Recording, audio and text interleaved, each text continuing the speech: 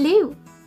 It is Sunday morning and I'm in bed with you. Okay, I thought I'd do this video because I know there's been a few vlogs out over the last year and not much else. And I'm now coming back to YouTube to start a regular upload schedule again, which is basically going to be a video a week, and it's going to alternate between craft videos. It's gonna go a craft tutorial, a book or app review, a vlog, and then a Tales from the Hedge. So there should be at least one every month, and at least a video a week. And since I've kind of reappeared, a lot of people have been like, "Where'd you go? Where'd you disappear to?" And also people noticing that the background and things in videos changed a little. And a year is a long time to be away. In YouTube, it's pretty much suicide for a channel, but yeah, choice of words. So anyway, I know a lot of people have picked up on various things that have been happening from posts that have gone up and from the vlogs that have gone out, but I just thought I would give you all kind of a life update in one little succinct video. It kind of, especially now I'm in a point where I can talk about it with probably without losing my composure too much. A year is a long time to be away for any reason. But there was kind of a culmination of 5 years of events that came to one really shit culmination. And everything coming together is kind of why I needed to take such a long break.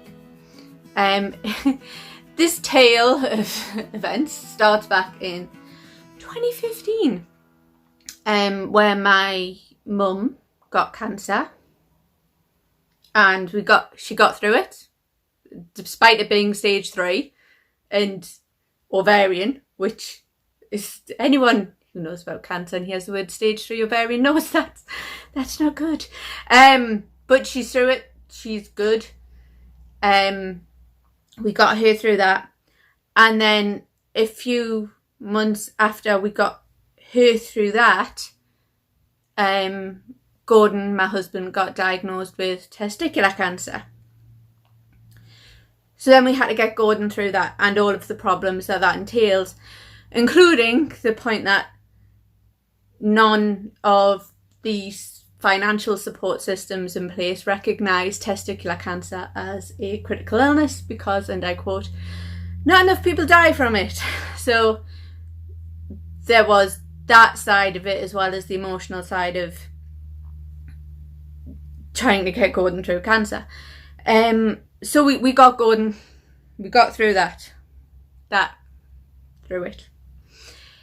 And then a couple of months after that, we found out that the reason my mum had ovarian cancer is because of a genetic mutation that is hereditary. And we found out that I had it. So I was then given some pretty scary figures in terms of my probability of developing breast cancer, ovarian cancer, and a couple of other cancers. And in the very likely chance that I got those, there was then a 70% chance I would go on to develop a secondary one in something like bone, brain, something they can't cut out. So the decision was made at that point that I was going to have my ovaries and fallopian tubes removed. It's called a bisalpingo-orchectomy. And I was going to have a bilateral mastectomy and reconstruction.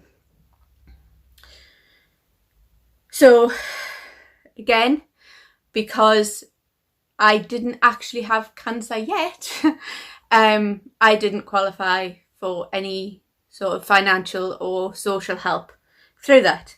And outside of doing YouTube and stuff, Gordon and I were self-employed through this whole time. So that was a big issue. So anyway, we got me through both operations. They were within 6 months of each other. I had the bilateral Slipingo orchectomy in the March, and then I had the bilateral mastectomy reconstruction in the August. Both the first procedure, not that big a procedure, but because it put you into instant full-blown menopause at 34, that caused its own issues. And then obviously the mastectomy is quite a big surgery.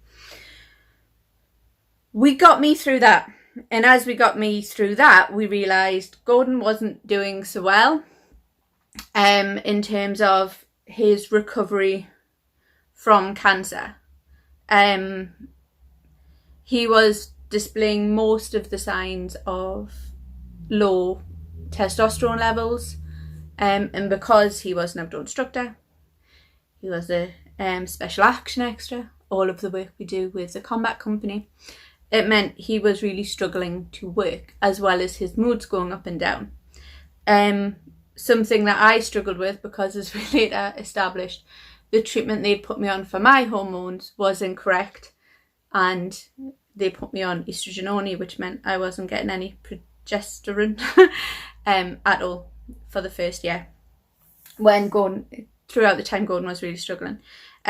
He repeatedly asked for help, several times, and got absolutely nowhere. He was refused post cancer treatment, and that led to the point where his mental state got to the point where he had a full breakdown and took his own life in April of last year. So that's the full story of what happened.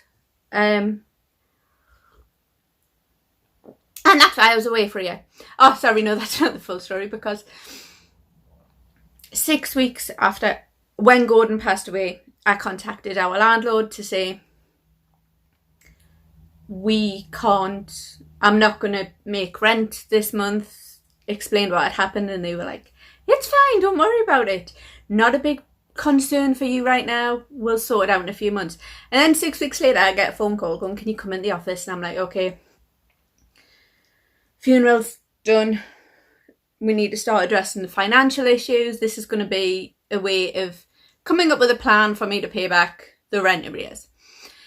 At which point I arrived at the office and was told that given it's only me living up there now, they're going to sell it to a property developer and I have to move out. At first they said I had up to a year, and then they sent a letter saying I had a couple of months. So at that point I hadn't even really considered going through Gordon's things, and all of a sudden I had to condense everything that we had, because we had all the work stuff at home as well, into moving somewhere else that I didn't know of yet. And we've got animals. I still am very emotionally attached to the animals because of everything.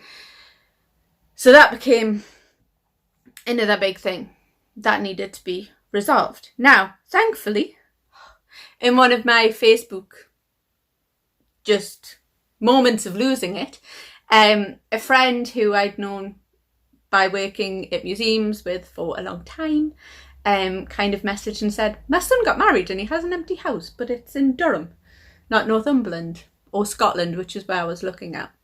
And I went, can I take the cats? And she went, yes. And I went, I will move in. So basically, yeah, luckily I somehow accidentally now live in Durham, but it's good. I like it here now. It all happened by a bit of an accident, but yeah, this is why everything looks slightly different on the videos. I'm not in our lovely big farm cottage up in North Northumberland anymore. I'm in a cute little terrace house in Durham. So I thought I would just make this to give you the very condensed version of what happened. So you know, I am back now, uploading on a regular schedule. I've been not only kind of generally recuperating, but putting a huge amount of effort into the business. Gordon and I took our business limited a few months before he died. And and one of the last things he did was design some of the marketing for our fitness company that we were launching. And I've put a huge amount of effort into that because I kind of feel like I owe that to him as well as to the kids, because we always kind of created the company so we'd have something for them. And yeah, so I've been busy doing other businessy things aside from this as well. So I will put some links in the comments that tell you a little bit more about because I know there's going to be questions about why I didn't receive treatment and how horrific that was. And yes, it was. There was actually a news story at the time. I will put links to it in the comments. I will also put links to some of the other businessy stuff I've been doing, because there's going to be, I wanted to keep this channel quite kind of like folklore-y, crafty, books, like all the normal stuff I like. So I'm moving a lot of the tarot stuff across to Psychic Realm channel, which has barely anything on it at the minute, and all the fitness stuff I've been doing work on is going to be on a channel called Sword Fitness, which again there's not much on at the minute, but I will put links in the comments, so if you just want to hear my voice more often, you know where I am. So yeah, and I thought I would to put something happy on this so you can all see how nicely settled I am here now. There used to be a lot of my vlogs of me doing walking, being outdoors. That's a huge part of what I enjoy, what I've always enjoyed.